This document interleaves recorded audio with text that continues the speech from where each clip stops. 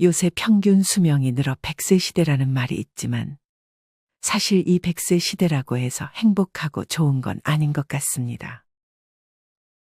요양원에 들어갈 때가 되면 그때부터 삶은 끝났다고 말하시는 분들도 많이 있습니다. 실제로 100세까지 살지만 사실 현실적으로는 건강이 악화되는 순간 남은 수명은 고통의 삶이 돼버리는 것입니다. 사실 이렇게 거동이 불편해지거나 치매가 오게 되면 이제 부모님들은 더 이상 자기의 남은 삶을 선택하지 못합니다. 부모님의 몸이 불편한 순간 부모 없이 자녀들은 자기들끼리 회의를 할 것이고 미안해하며 부모님을 원룸에 혼자 지내게 하거나 요양원으로 보낼 것입니다. 이런 말을 듣게 되면 우리 부모님들은 자식들에게 미안해서 그 말을 따를 수밖에 없게 되는 것입니다. 이때부터는 사는 게 아닌 것이 됩니다. 자식들이 그래도 연락을 잘해주면 모를까. 자식들은 또 자기 삶을 살기 바빠 부모님을 신경 쓰지 못하게 됩니다. 자식들은 한 달에 한 번만 찾아뵈는 것도 많이 찾아뵙는 것이라 생각하지만 혼자 지내는 부모님들은 30일 중 단 하루만 행복할 것입니다. 이것마저도 안 하는 자식들이 정말 많습니다. 최근에는 돈 때문에 치매나 병에 걸린 독거 및 장애 노인들이 가족에게 버림받고 요양시설에도 들어가지 못하는 딱한 사례가 늘고 있습니다. 다음은 홀로 좁은 고시텔에서 생활하는 할머니와 어느 한 청년의 사연을 들려드리겠습니다. 청년이 20살이 되던 해 부모님의 곁을 떠나 누나와 같이 살게 되었다. 하지만 누나는 외국인 남편을 만나 외국으로 집을 옮겼다. 청년은 별다른 방안 없이 살 곳을 알아보아야 했다. 한참 고민하던 찰나 집 바로 맞은편의 골목을 비추는 가로등에 늘 곁눈질로만 보고 그냥 지나쳤던 종이 한 장이 눈에 들어왔다. 최고급 시설 고시텔 월 10만 원, 식사 김치 제공. 청년은 그것을 보며 생각했다. 그리곤 곧장 종이에 붙어있는 번호로 전화를 했고 고시텔 원장은 반갑게 전화를 받으며 안 그래도 딱 좋은 방이 하나 남아있다고 했다. 생각할 겨를도 없이 당장에 잠잘 곳도 없었기 때문에 청년은 찬밥 가릴 신세겠냐 하며 단걸음에 고시텔로 찾아갔다. 하지만 청년이 생각했던 것보다 고시텔 건물 자체도 굉장히 우중충한 데다가 고시텔 내부는 말을 할 수가 없었다. 온갖 냄새가 나면서 부엌이라고 보여준 곳을 들어가자 청소를 얼마나 안 했을까 싶은 생각이 들 정도로 벽지에 곰팡이와 지저분한 가스레인지가 눈에 띄었다. 참 특이한 건 그래도 방은 정말 깨끗했다는 것이다. 창문은 없지만 그래도 냄새도 안 나고 이 돈으로 또 어딜 가서 구하겠냐는 생각에 어쩔 수 없이 나는 바로 계약을 해버렸다. 그런데 문득 원장이 내게 말했다. 저기 그런데 바로 옆방에 할머니 한 분이 사셔요. 좀 시끄러울 수도 있는데 학생이 이해해줘요. 공부하자고 들어온 것도 아니었기에 청년은 딱히 신경 쓰이지 않았다. 그날 짐을 모두 옮기고 낯선 방에서의 밤이 시작됐다. 그런데 원장 말대로 진짜 옆방에서 시끄러운 소리가 들려왔다. 통화를 하는 것 같기도 하고 혼자 떠드는 것 같기도 하고. 알 순 없었지만 크게 신경 쓰이는 큰 소리는 아니었기에 내 짐을 정리하는데 몰두하고 있었다. 그런데 갑자기 문을 두드리는 소리가 들렸다. 청년은 원장인가 싶어 내하고 뒤로 돌아 문을 열었지만 바깥에는 할머니 한 분이 서 계셨다. 할머니의 인상은 참으로 선해 보였다. 한겨울인데도 고작 내복에 털조끼 하나만 걸치고 있었고 손에는 무엇을 그리 바리바리 들고 계신 건지. 한참을 내게 고시원 얘기를 해주시다가 대뜸 손에 들고 계신 그것들을 내게 주셨다. 밥도 못 먹었을 건데 이거 먹어요. 젊을 때 많이 먹어둬야 해 하시며 귤 한 봉지와 고추장찌개 그리고 파전을 주셨다. 애써 괜찮다며 할머님 드시라고 말씀드렸지만 사양하지 말고 받아달라고 하시는 말씀에 청년은 잘 먹겠다고 인사를 드리고 이내 받아들였다. 그리고 그 다음 날도 할머니는 꾸준히 내 방문을 툭툭 두드리시면서 춥지 않냐며 붕어빵과 여러 과일들을 나눠주곤 하셨는데 하루는 청년이 알바를 하고 방에 돌아와 잠깐 누워있을 때였다. 오늘은 할머니께서 조용하시네 생각만 하고 있었는데 문득 소리가 들렸다. 불도 안 켜고 있다 보니 자연스레 옆방의 소리가 조그맣게 들려왔다. 처음엔 조금씩 훌쩍이시더니 이내 눈물을 쏟으시며 누군가에게 하소연하는 듯한 소리가 들렸다. 대충 엄마 데리러 와주지 않겠냐라는 말이 오가는 것을 보면 자제분이 계신가 하고 짐작을 할 수가 있었다. 하지만 한편으론 내가 참견할 일은 아니지만 어머니 혼자 어떻게 이런 곳에 모셔놓을 수가 있을까 하는 생각이 들었다. 뉴스에서만 봐오던 현대판 고려장이 따로 없구나 하며 씁쓸한 마음에 바람 쐬러 나가자 그곳엔 고시텔 원장도 앉아 있었다. 우린 서로 인사를 하며 원장 앞 의자에 털썩 앉아 담배에 불을 붙이는데 문득 원장이 얼굴을 있는 대로 찡그리며 청년에게 물었다. 옆방 할머니 좀 많이 시끄럽지. 그러고 나서 원장은 고시텔 입구를 한번 쓱 쳐다보더니 의자를 내 쪽으로 끌어와 목소리를 낮춘 채 말했다. 사실 아들이 하나 있는데 며느리가 집에서 늙은이 냄새난다고 싫다고 요양원에 보내자 그랬대. 근데 요양원이 한두 푼 들어. 아들이 글쎄 조용한 데 가서 살라고 여기다 보내놨다더라. 청년은 저런 찾아오긴 해요. 라고 물었고 원장은 저 할머니가 여기서 4년 살았거든. 근데 딱 한 번 봤어. 뭐 사들고 오지도 않고 그냥 돈 몇만 원 주고 바로 가더라니까. 내가 참견할 일은 아니지만 그래도 너무하잖아 안 그래? 청년은 할머니가 무슨 대화를 하길래 그리 서럽게 우시는 건지 알고 싶었다. 그러자 원장은 참 불쌍한 할머니야. 할머니는 집에 한번 가보고 싶다고 데리러 와주지 않겠냐. 엄마가 그렇게 밉냐. 그러고 있지. 아들은 며느리한테 잡혀 사는지 절대로 안 된다 그러더래. 할머니께 그런 사연이 있었구나 하는 생각과 어쩌면 조금이라도 다른 사람이랑 대화도 하고 먹을 것을 나눠주면서 조금이나마 그 마음을 달래고자 하셨던 건 아닐까 싶은 생각이 들었다. 그리고 원장한테서 그런 이야기를 들어서인지 옆방에서 할머니 우는 소리가 들릴 때면 또 아들이랑 통화하셨구나 하는 예감이 들곤 했다. 하지만 청년이 할머니에게 해줄 수 있는 것은 할머니의 말동무가 되어드리는 것밖에 없었다. 청년이 고시원에 들어온 지 딱 2년이 지나가던 그해 할머니가 짐을 바리바리 싸들고 계단을 힘겹게 내려오시는 모습이 눈에 들어왔다. 청년은 얼른 달려가 할머니의 짐을 들어서 1층에 옮겨드렸다. 그리고 뭔가 느낌이 이상해서 할머니께 어디 가시냐고 물었다. 그러자 할머니는 고시원에서 방을 뺀다고 답했다. 청년은 뭔가 모를 서운한 마음이 일었다. 고시텔 복도나 바깥에서 나를 마주치면 언제나 나를 존대해 주시면서 항상 뭘 하나 더 못 챙겨주셔서 안달이신 분이 고시텔을 떠난다니 괜히 섭섭한 마음이 들었다.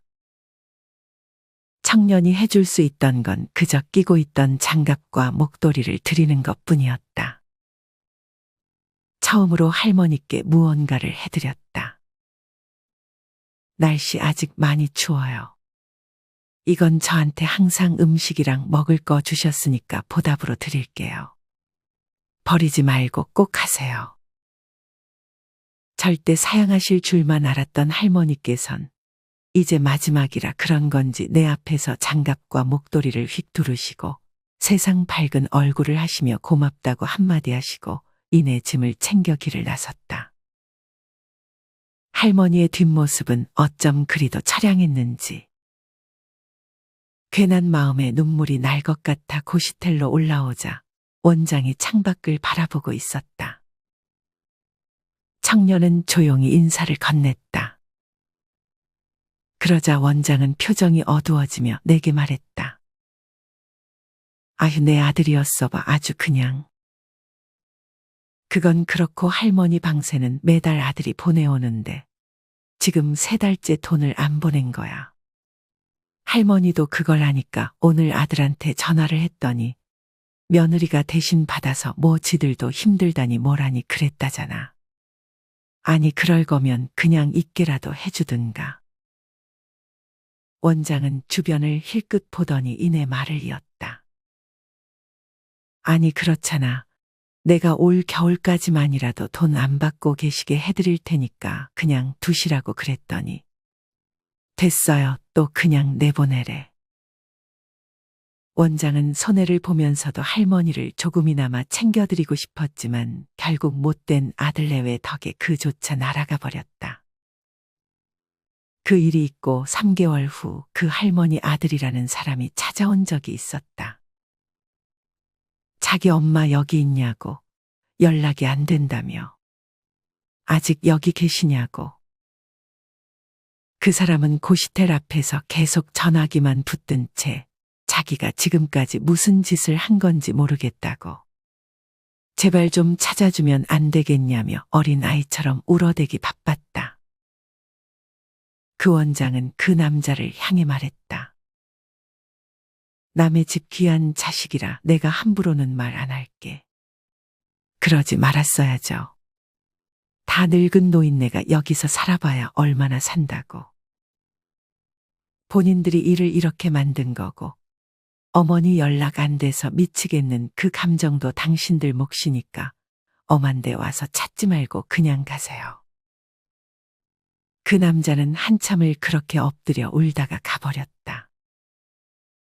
이후로 나도 고시텔을 나오고 이제는 그 고시텔도 문을 닫았다.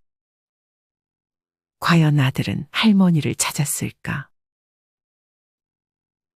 듣기만 해도 가슴이 뭉클해지는 사연입니다. 나중이라는 기회는 영영 찾아오지 않을 수 있습니다. 부모님을 잃고 나서 깨닫는 것은 너무도 늦습니다. 하지만 아무리 효자 효녀여도 아픈 부모님을 모시는 것은 정말 어려운 일입니다.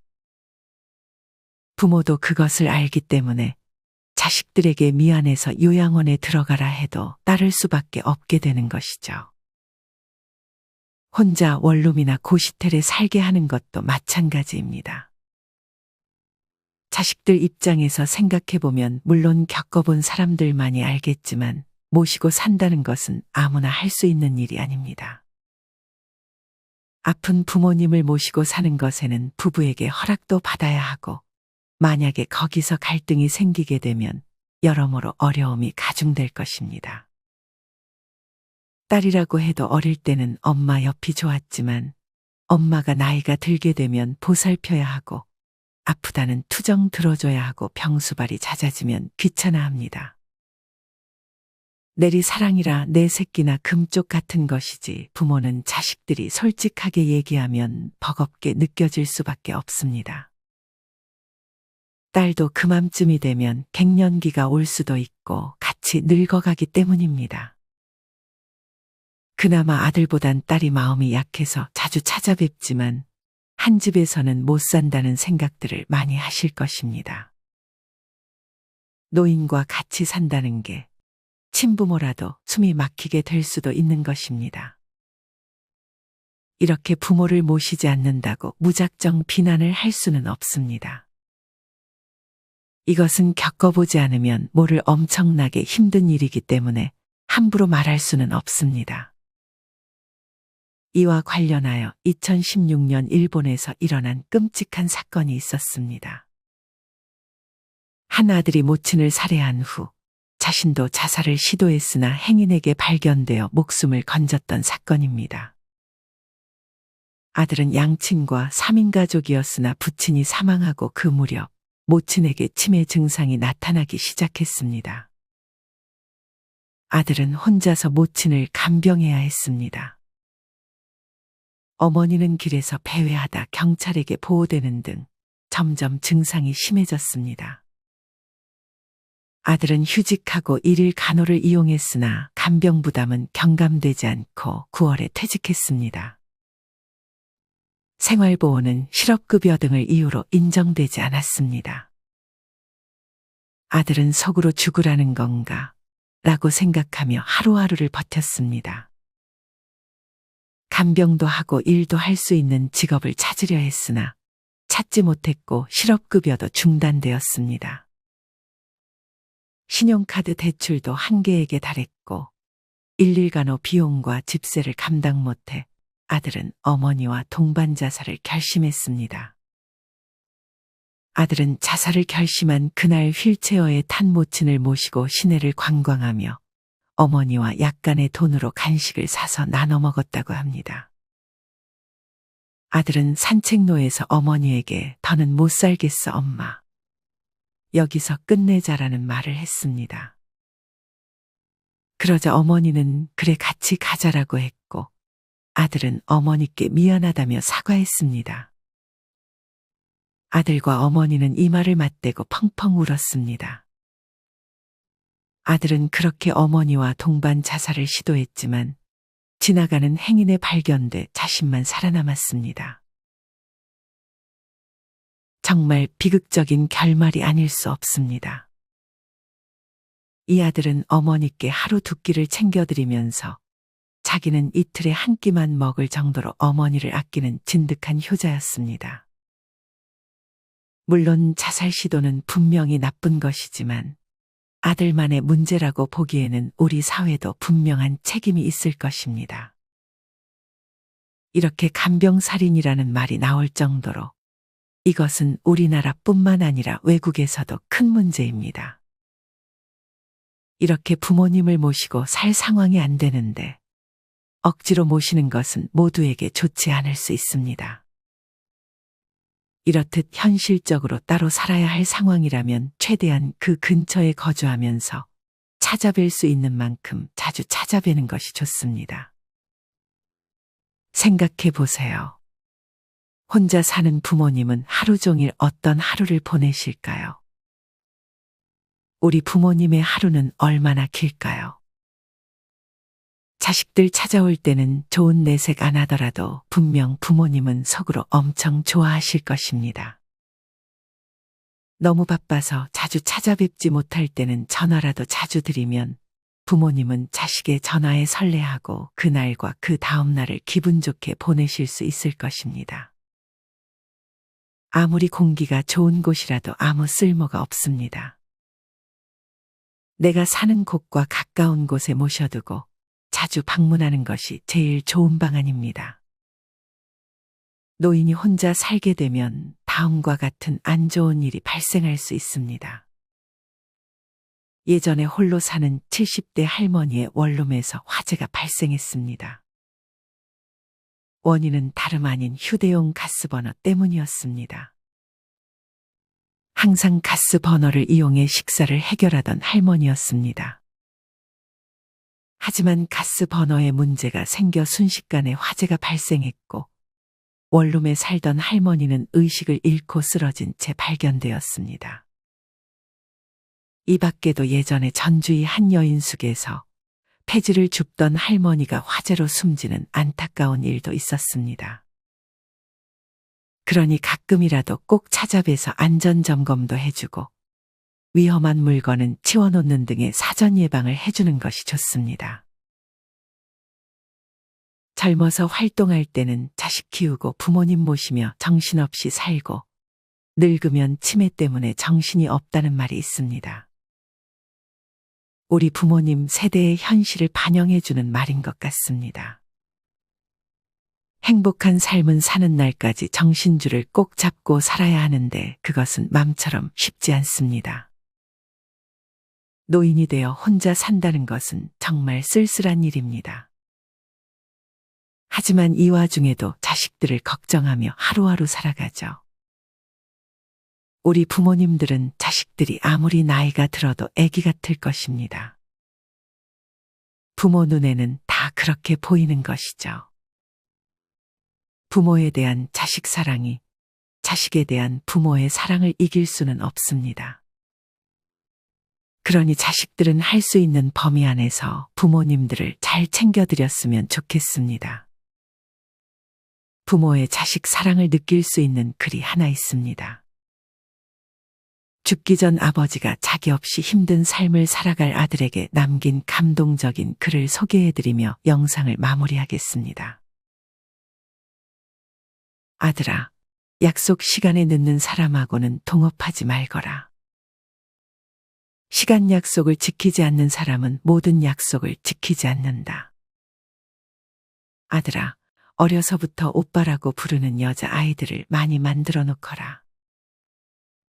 그 중에 하나 둘은 말도 붙이기 어려울 만큼 예쁜 아가씨로 자랄 것이다. 아들아, 목욕할 때에는 다리 사이와 겨드랑이를 깨끗이 씻어라. 그래야 냄새로 고생하는 일이 없을 것이다. 아들아, 식당에 가서 맛있는 식사를 하거든 주방장에게 간단한 메모로 칭찬을 전해라. 주방장은 자기 직업을 행복해 할 것이고 너는 항상 좋은 음식을 먹게 될 것이다. 아들아, 좋은 글을 만나거든 반드시 추천을 하거라. 너도 행복하고 세상도 행복해진다. 아들아, 양치질을 걸으면 안 된다. 하지만 빡빡 닦지 말거라. 평생 즐거움에 반은 먹는 것에 있단다. 아들아, 노래하고 춤추는 것을 부끄러워하지 말거라. 친구가 너를 어려워하지 않을 것이며 아내가 즐거워할 것이다. 아들아, 어려운 말을 사용하는 사람과 너무 예의 바른 사람을 집에 초대하지 말거라. 굳이 일부러 피곤함을 만들 필요는 없단다. 아들아, 가까운 친구라도 남의 말을 전하는 사람에게는 절대로 속을 보이지 마라. 그 사람이 바로 내 흉을 보고 다닌 사람이다. 아들아, 나이 들어가는 것도 청춘만큼이나 재미있단다. 그러니 겁먹지 말거라. 사실 청춘은 그 자체 빼고는 다 별거 아니란다. 아들아, 밥을 먹고 난 후에는 빈 그릇을 설거지통에 넣어주거라. 엄마는 기분이 좋아지고 여자친구 엄마는 널 사위로 볼 것이며 내 아내는 행복해 할 것이다. 아들아, 양말은 반드시 펴서 세탁기에 넣거라. 소파 밑에서 도너츠가 된 양말을 흔드는 사나운 아내를 만나지 않게 될 것이다. 아들아, 내가 지금 하는 결정이 당장 행복한 것인지 앞으로도 행복할 것인지를 생각해라. 법과 도덕을 지키는 것은 막상 해보면 그게 더 편하단다. 아들아, 돈을 너무 가까이 하지 말거라. 돈에 눈이 멀어진다. 돈을 너무 멀리 하지도 말거라. 너의 처자식이 다른 이에게 천대받는다. 돈이 모자라면 필요한 것과 원하는 것을 구별해서 사용해라. 아들아, 너는 항상 내 아내를 사랑해라. 그러면 내가 내 아내에게 사랑받을 것이다. 아들아, 5년 이상 쓸 물건이라면 너의 경제력 안에서 가장 좋은 것을 사거라. 결과적으로 그것이 절약하는 것이다. 아들아, 베개와 침대와 이불은 가장 좋은 것을 사거라. 숙면은 숙변과 더불어 건강에 가장 중요한 문제다. 아들아, 너의 자녀들에게 아버지와 친구가 되거라. 둘 중에 하나를 선택해야 될 것 같으면 아버지를 택해라. 친구는 너 말고도 많겠지만 아버지는 너 하나이기 때문이다. 아들아, 연락이 거의 없던 이가 찾아와 친한 척하면 돈을 빌리기 위한 것이다. 분명하게 안 된다고 말해라. 돈도 잃고 마음도 상한다. 친구가 돈이 필요하다면 되돌려 받지 않아도 될 한도 내에서 모든 것을 다 해줘라. 그러나 먼저 내 형제나 가족들에게도 그렇게 해줬나 생각하거라. 아들아, 내 자녀를 키우며 바라지 말아라. 나도 너를 키우며 너 웃으며 자란 모습으로 벌써 다 받았다. 이상으로 오늘의 영상을 마치겠습니다. 우리 모든 구독자분들의 행복한 여생을 응원합니다. 다음에 더 좋은 내용으로 찾아뵙겠습니다. 감사합니다.